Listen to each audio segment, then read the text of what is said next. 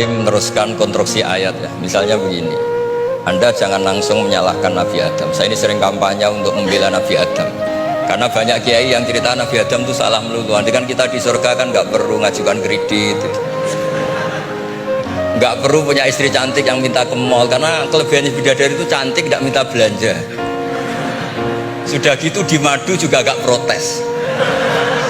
Tapi kalau di dunia itu sudah minta belanja, di madu protes.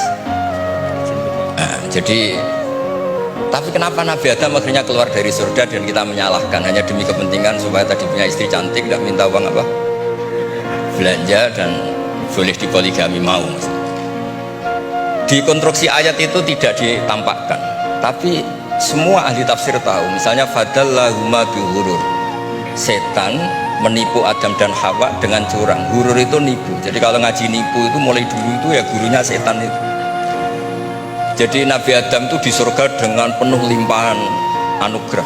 Buah apa saja ada, makanan apa saja ada, enggak bayar. Tempat mewah lek juga enggak bayar. Kalau Anda di hotel lek sedikit aja bayarnya minta ampun. Akhirnya setan itu pura-pura nangis terus terseduh. Akhirnya Nabi Adam menghampiri. Kenapa kamu nangis? Saya ini iba sama kamu, kasihan. Nikmat yang begini nikmat, pada akhirnya Anda ini mati. Karena Anda manusia, pasti mati. Kasihan sudah senikmat ini kemudian Anda mati. Pura-pura nangis, jadi lama ya nangis, acting itu. Akhirnya Nabi Adam tanya, lalu solusinya gimana? Terus setan tinggal numpangi. Hal adulluka ala syajaratil khuldi wa mulkil la yafla. Kamu mau tak kasih vitamin makan pohon khuldi? Nanti kalau kamu makan itu terus abadi. Jadi terus setan, Nabi Adam mulai ragu ya, tapi Allah melarang saya makan pohon khuldi itu, syajaratul khuldi itu. Kamu tidak usah cari tafsirnya, itu anggur apa ketela apa duren, itu namanya orang kurang penggawean itu gak penting. Ketika Allah tidak jelaskan detail itu berarti detailnya itu tidak penting. Kamu sok penting nyari itu apa itu. Allah saja tidak menjelaskan, kok kamu yang manusia mau menjelaskan. Akhirnya Nabi Adam tanya, apa betul Allah itu melarang saya makan itu?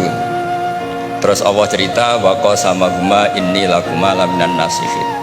Terus setan itu cerita, demi Allah saya tahu info terbaru bahwa sekarang nggak apa-apa. Jadi hukum terbaru itu. Singkat cerita Nabi Adam makan.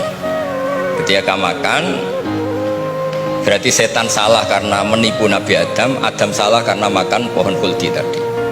Apa yang terjadi? Allah manggil Nabi Adam. Adam, kenapa kamu makan itu? Bukankah pohon-pohon yang lain, buah-buah yang lain itu cukup? Kenapa kamu makan yang saya larang itu? Terus jawab Nabi Adam ini yang unik, yang kita harus bela Nabi Adam ila yaumil qiyamah. Wa izzatika ya Rabbi ma adzunnu anna ahadan yahlifu bika kadziban. Demi kehormatanmu ya Allah, ketika engkau disebut oleh setan, saya tidak pernah mengira ada orang berani mencatut nama engkau kemudian dia bohong. Loh, ini contohnya Pak Fajar ini, sama temannya yang paling sering bohong itu dia nggak percaya, tapi meskipun sering bohong kalau dipanggil Pak Rektor ngecek ulang apa enggak. Kalau kalimatnya dipanggil Pak Rektor pasti nggak ngecek ulang, meskipun teman yang sering bohong pasti langsung nyari Pak Rektor.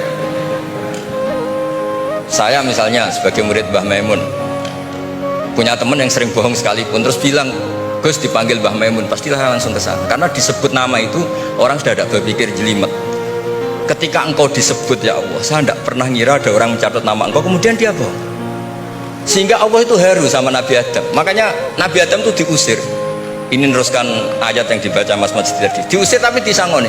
Dam, secara prosedur hukum kamu harus saya usir karena kamu melanggar. Tapi tak sangoni, lucu kan? Tak sangoni. Kamu baca ini ya. jadi unik. Makanya ayatnya fatalaqqa Adamu mir Rabbi, bukan kreasinya Nabi Adam. Kalimat itu bukan kreasi Nabi Adam, tapi hadiah sama Allah. Ini kamu secara laturan tak usir, tapi tak sangoni, ini dibaca nanti. Tapi Nabi Iblis tidak disangoni, karena memang dia penipu betul. Sudah gitu akting pura-pura nangis, pura-pura ini itu. Jadi bener-bener penipu ulung. Makanya sekarang pun kalau penipu itu memang harus sopan, harus nangis, itu cara untuk karena sanatnya penipuan memang begitu, sanat awalnya memang begitu. pura-pura nangis terus pura-pura itu. Jadi itu memang cara paling efektif untuk apa? Nipu. Ada sanadnya. Nah, lalu kenapa ada hadis mangqala la ilaha illallah dakhalal jannah? Ini terakhir terus nanti mas-mas ngendikan terus doai sekalian. Perintah sohibul bait, bukan permintaan, perintah. Perintah itu bukan berarti tidak sopan. Memang bahasa Indonesia itu gitu. Permohonan itu mesti diabaikan. Kalau perintah itu agak tegas. Bukan masalah.